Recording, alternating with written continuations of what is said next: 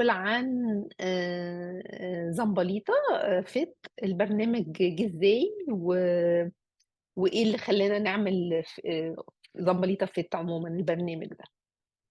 احنا لقينا الحقيقة ان الست في عمر معين اللي هو في أواخر الثلاثينات أوائل الأربعينات وطالع بقى طبعا.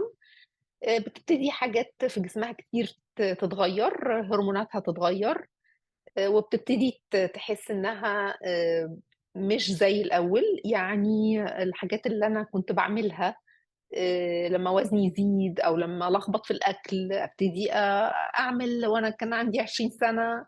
ابتدي انقص الاكل شوية او ما اتعشاش يومين ثلاثة او اقلل الحلويات او اشيل النشويات او اي حاجة بعملها بتروح مرجعة وزني زي ما هو بالظبط.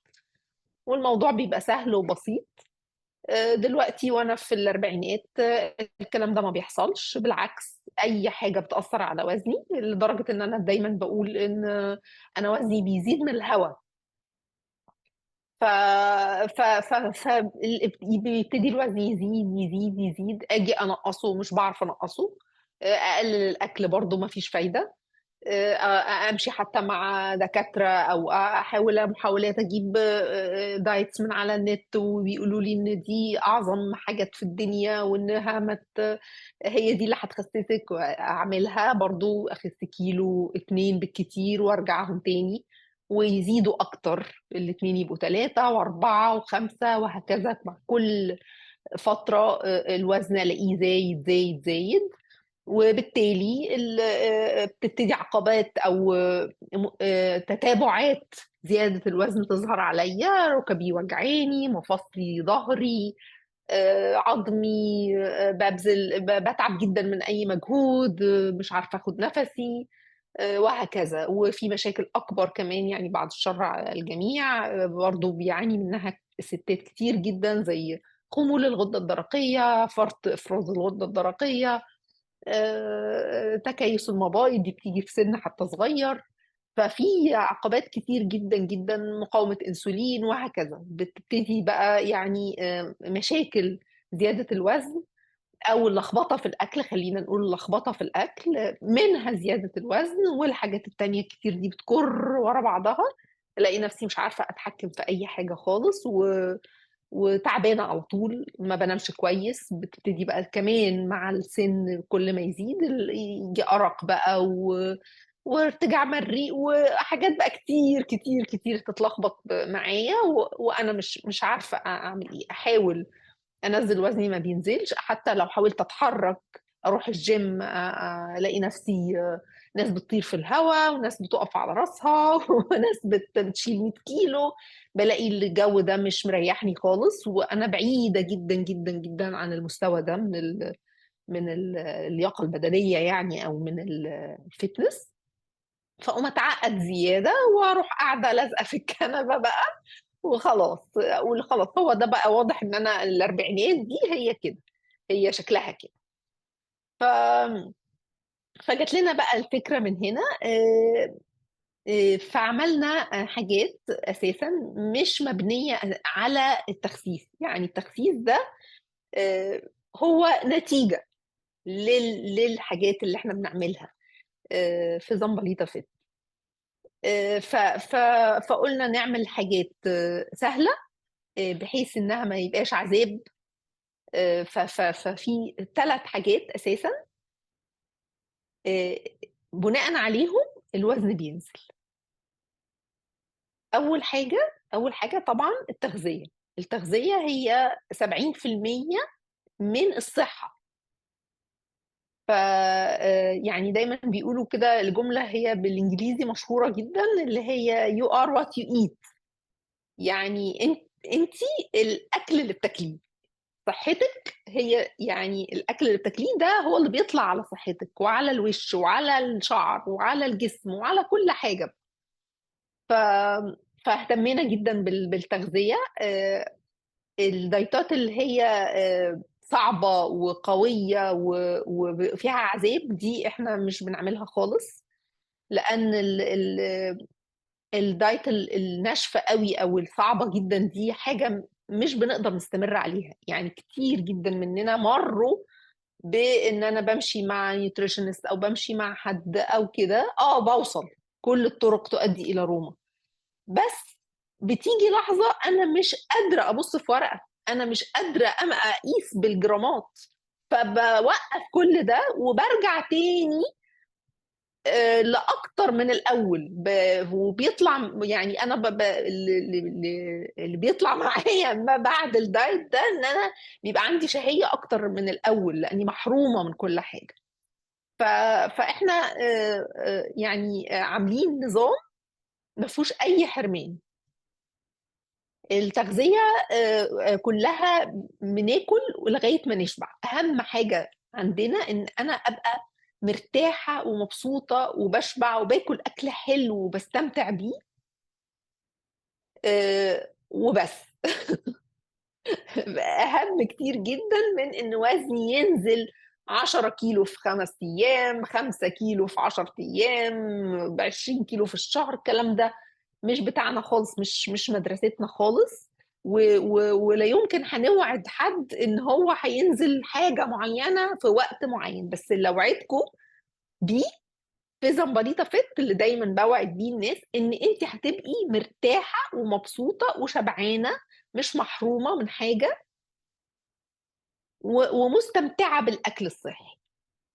فدي حاجة. فعشان كده عملنا 150 وصفة صحية فيها حاجات عادية وفيها حاجات مختلفة للتنوع، وفيها بدائل للحاجات اللي بيجي لنا عليها كريفينج زي السكر والسكريات يعني، والنشويات اللي هي زي المخبوزات والمعجنات والبيتزات. عندنا وصفة صحية بديلة لكل حاجة بيبقى نفسنا فيها. فعشان كده مش بنبقى محرومين وبنقدر نكمل على اللايف ستايل ده. فاحنا بنبني العادات الغذائيه الصح واللي تخلينا نستمتع دايما بالاكل الصحي وما نحرمش نفسنا، وفي نفس الوقت نحافظ على صحتنا ووزننا ينزل نتيجه لان احنا صحتنا بتتحسن. ده من ناحيه التغذيه. الناحيه التانيه طبعا ودي اهم كتير جدا، يعني مهمه جدا جدا، لا تقل اهميه عن الاكل، التغذيه، الرياضه، التمارين. فبما ان انا عارفه ان محدش بيحب ابدا التمارين، وستات كتير جدا، مش ستات كتير، نقدر نقول 95% من الستات وخصوصا في الاعمار دي، في الاربعينات وطالع، لو جبت لهم سيره كلمه رياضه ممكن اتذبح فيها يعني. فدي اساسا من الحاجات اللي خلتني افكر في فكره زمبليطه فت، لان الرياضه مش محببه خالص والجيم مش محبب خالص وبيعقد ناس كتير جدا. فجت لنا فكره يعني ان احنا نعمل. انا الاساس ان انا كنت عايزه احبب الناس في الرياضه. انا حبيت الرياضه جدا وحبيت الجيم جدا. فجت لي، فكنت عايزه كل الناس اللي حواليا اللي ما بيحبوش الجيم ما بيحبوش الرياضه دول عايزه احببهم في الرياضه.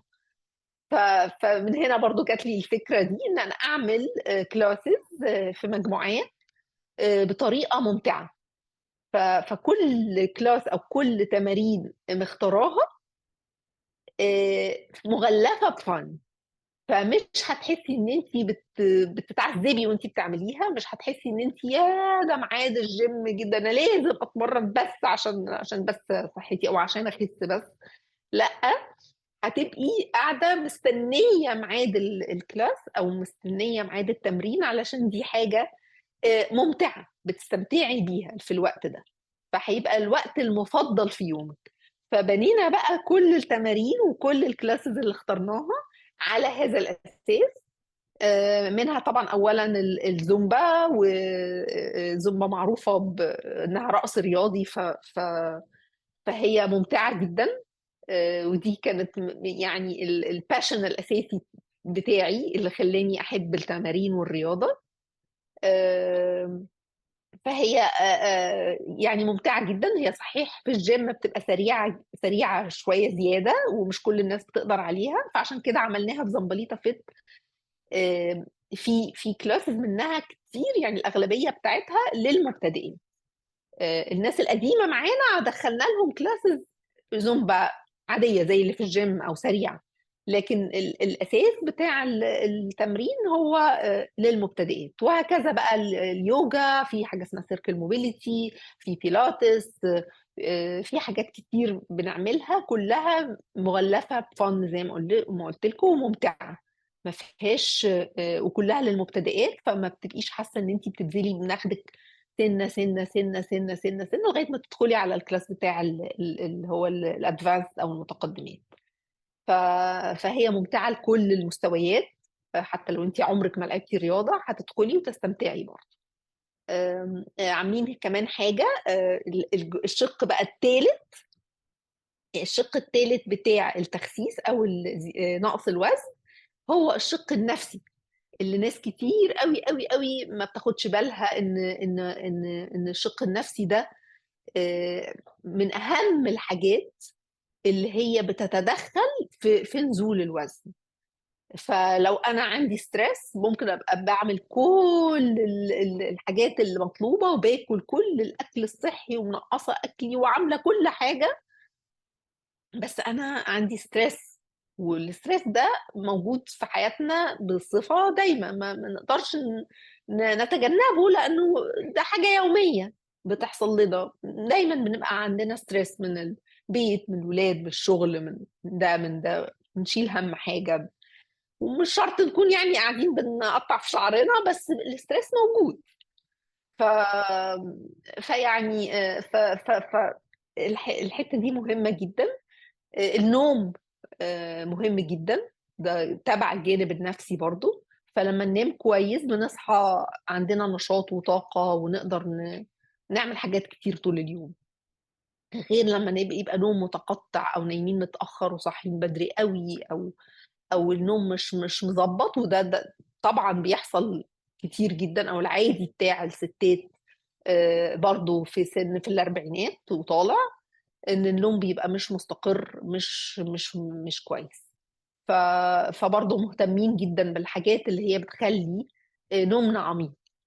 فالاتنين مع بعض، يعني الاكل والتمارين اللي عاملينها يعني مبنيين على تحسين الحالة النفسية والستريس ريليف وكده. فبرضه كل حاجه من الحاجات اللي عاملينها زي الزومبا واليوجا والسيركل موبيليتي، كل دول داخل فيهم الحته النفسيه اللي هي تحسين الحاله النفسيه، تحسين المزاج، النوم العميق، الريلاكسيشن. عاملين بقى حاجه زياده دي يعني مهمه قوي قوي، ان احنا عاملين كلاس مخصوص للريلاكسيشن اسمه ريلاكسينج ارت. ده بندخل فيه نلون و... و... يعني نطلق العنان لمشاعرنا بالالوان. فده كلاس جميل جدا. ساعات كتير قوي بيقولوا لي طب ايه علاقه ده بالتخسيس؟ لا، زي ما قلت لكم ان في جزء كبير جدا، من نسبه كبيره جدا من نزول الوزن مبنيه على الستريس ريليف. فطول ما احنا بنحاول نعمل تدريبات، طبعا بجانب التمارين التانية، الرياضة معروفة انها بتعمل ستريس ريليف برضو، لكن حاجه بقى كمان مخصوصه اللي هي الريلاكسينج ارت ده، ده بيعمل ريلاكسيشن جامد جدا. وكتير جدا من المشتركات حسوا بتغيير كبير حتى في ردود افعالهم. الناس اللي هي كانت ردود افعالهم ساعات فيها انفعال او فيها تنشن او كده، حسوا بتغيير كبير جدا مع مع كلاسز الريلاكسينج ارت دي. هي مبنية على أسس علمية، ومعانا اللي بتعملها أخصائية علاج بالفن، مش عشوائي، يعني مش بنلون عشوائي. هي لها بروسس ولها خطوات معينة بتعمل بتريليز الطاقة السلبية، وبتطلع مشاعرنا على الورق، وبتخلينا ريلاكس جدا ونعرف ننام نوم عميق وكده. فدي التركيبة كلها بتاعت زمبليطة فيت، التغذية مع التمارين مع الاهتمام بالصحة النفسية من خلال التغذية والتمارين، ومعاهم زيادة كمان الريلاكسينج، الكلاسز الريلاكسينج ارت. فالتركيبة كلها على بعضها ما فيش حاجة تنقص منهم، يعني هي على بعضها كده آه، بتخلينا ندخل عادات صحية في حياتنا، وتبقى جزء لا يتجزأ من حياتنا لأن احنا مستمتعين بيها.